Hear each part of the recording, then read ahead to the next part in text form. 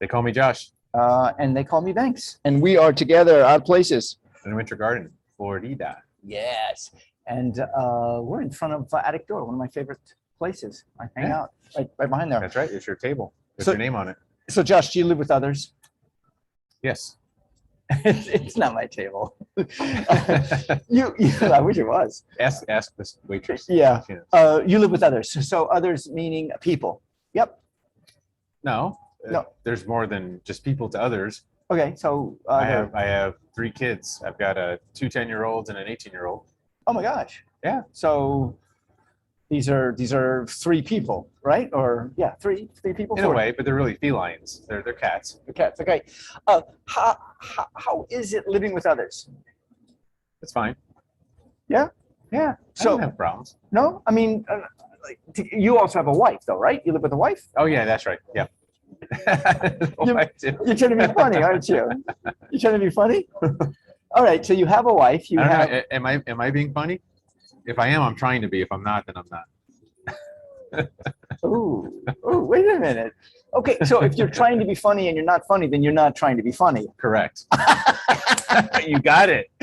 That's it. What if you're trying? Well, okay, you're a comedian and you're trying to be funny and you're not funny. Then you're. However, the person's still trying to be funny. Well, it depends. That's why I say I'm a semi-pro comedian, but not the funny kind. Okay. See, I said expectations in the beginning. Okay, low.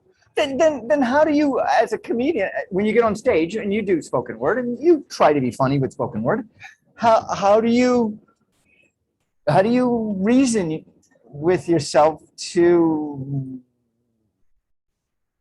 Oh God, There's only upside. If you set the expectations low enough, there's only pleasant surprises. All right. So you bring up the word expectations. Do you keep expectation low with everything in your life, or do you have high expectations for some things? Now, my secret is I keep very high expectations for myself, low expectations for everyone else. Oh yeah. That's really what I do. Someone taking your table. No, that's that's you looking. You're looking because you're worried someone's taking your table. Well, it's not my table, but you're gonna worry about it. Maybe I need to put my knapsack. Okay. So you say that again because I was distracted by somebody. I keep high expectations for myself and low expectations for everyone else. That's the secret to not being disappointed or frustrated. Nice. Yeah. Oh, that's good. Okay, differentiate between the two. Differentiate between them and you. I mean, you have high expectations, so I want this in my life, and I want this, and I expect this out of myself. Okay. I expect to operate at a high level, Okay. but I'm not going to expect other people to meet my level of operation. Okay. Because if I do, I'm going to be very, very disappointed when they don't show up that way. Okay. So have you met somebody that has exceeded your expectation of them? Okay. It happens. And not very often, but it happens. And those people you want to be around you. You hang around you, right? Yeah. And okay. Am I one of those people that exceed your expectation? I'm putting you on the spot. Yes.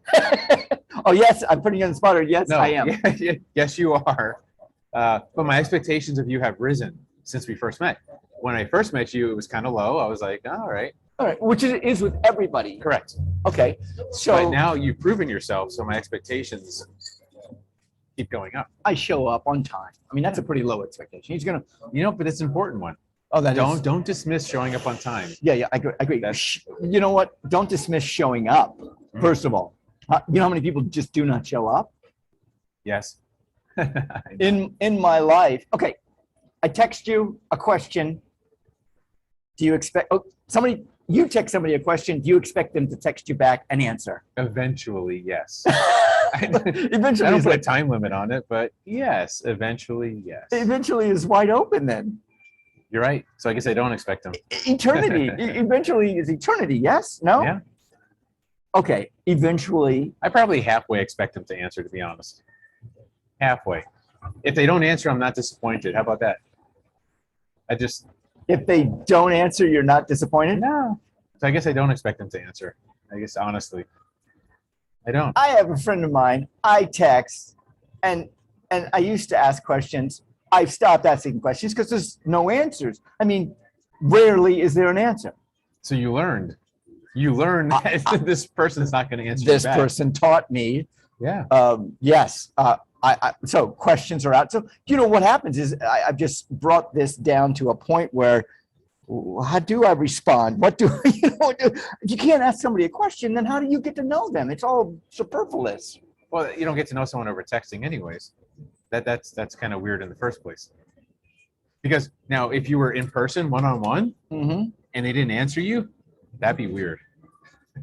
If they just stood there as you ask questions, they don't say anything. That's weird. That happens quite often, though. What the hell kind of conversations are you having? You're across the table from somebody. Right. You ask them a question, and they just okay. They pretend you don't exist. All right. So what if you ask a politician a question and he or she, deflects or? Are they across the table from you? Yes. They're one-on-one. One-on-one. Yeah.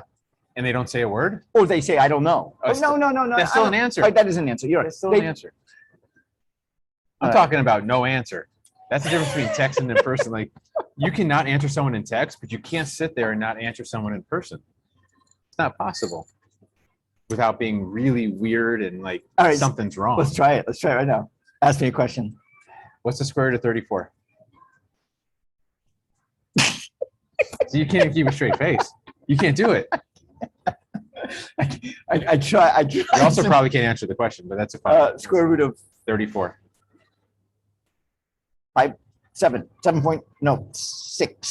36. 5 point something. 5.5? 5 point something for sure. Not a little higher, but that's fine. The answer is not important. Okay. The answer is not it's important. that you answer is important. Okay, so we're back to living with others. That's what I have no idea what it has to do with living with others. No, that's where we started. I know. I wanted to kind of bring it back to living with others. So with living with others, do you have to be more considerate than living alone? You lived alone, so yeah. You have to be more considerate of others. Sure. All right. Do you like that feeling that having somebody there while you're there, like that comfort of like, I'm in the presence of somebody. Somebody's. It's not as important to me as it used to be, but yeah, I guess so. And, if you have a heart attack, someone to call 911 for you, that's kind of nice. Really? I mean, all right. Or you hear like a strange noise in the middle of the night. Yeah. And it's nice to have someone else there just to make sure you're not going crazy. Hear it too. To get attacked first. You send them out into the darkness and say, "Hey, go find out what that noise was." Which brings up the joke, if a bear is chasing after you, you're with somebody else, just run faster than the person you're with. Just don't be the slowest. Don't be the slowest. Yeah. I don't know. I mean, I grew up in a big family, eight of us kids, and then 10 altogether. Eight's enough. And we had I always had somebody around. So there was the comfort of people around. Now I live alone. Well, you have Airbnb. I do have Airbnbs, and I'm very. However, when I'm alone, I mean, it's a good feeling when I'm alone, and it's a good feeling when somebody's there. However, why don't you have a pet? I do. I have a goldfish and I have a koi. Okay, why don't you have a pet you can talk to, or that might kind of reciprocate? You don't have a reciprocal pet. Well, I knocked the side of the tank. I put food in, and I put my hand in there, and they come up and get the food, and they rub against my hand. So there is some connection. All right. I mean, they don't sit and roll over and curl up next to me. And however, I did hear a story about how fish love to be touched. And do they? I never knew that. I mean, yes. My understanding is they like to. I would guess no. If someone asked me, do fish like to be touched? My first response, my first instinct would be no. No, they don't like to be touched. All right. So yes, I do not have a pet like a dog or a cat. If I had one, I would have a pig. I love pigs. Why pigs? What's special about pigs? I just love them. They're just super cool animals. They're just like, I like to hold them. I mean, I don't know. Not hold them. Do you like bacon? No, I don't. Okay, I was just checking. I don't eat bacon. I like pigs. Pigs I think are cool animals. They're a little dirty. I have to clean up. Yeah, they are. Are they? Okay. I thought that was a myth. And potbelly pigs, they're supposed to be little, and these things will grow up to be like 300 pounds. So I mean. And then what do you do? You put them outside. Okay. Bacon them. I don't want to bake it. My point is, I think it's people. I would like to have somebody there that's a person. Maybe like a housemate. Adopt a kid. No. Adopt a kid is. Then I have to be the parental unit for that, and I did that. I did that already. I mean, I was the parent. I showered yesterday, and I believe it or not, I showered today too, which is really odd. And your point is, My point is, just because you did it before doesn't mean you can't do it again. I can do it again. Do I want to do it again? Right. We're differentiate between can. So you want the companionship, but you don't want the responsibility. Yeah. Ooh. Yeah. I'm Banks, I'm Josh. and we are Odd Places going. Viral. Boom. Hey, we still do that, don't we? I guess so. Yeah, I know.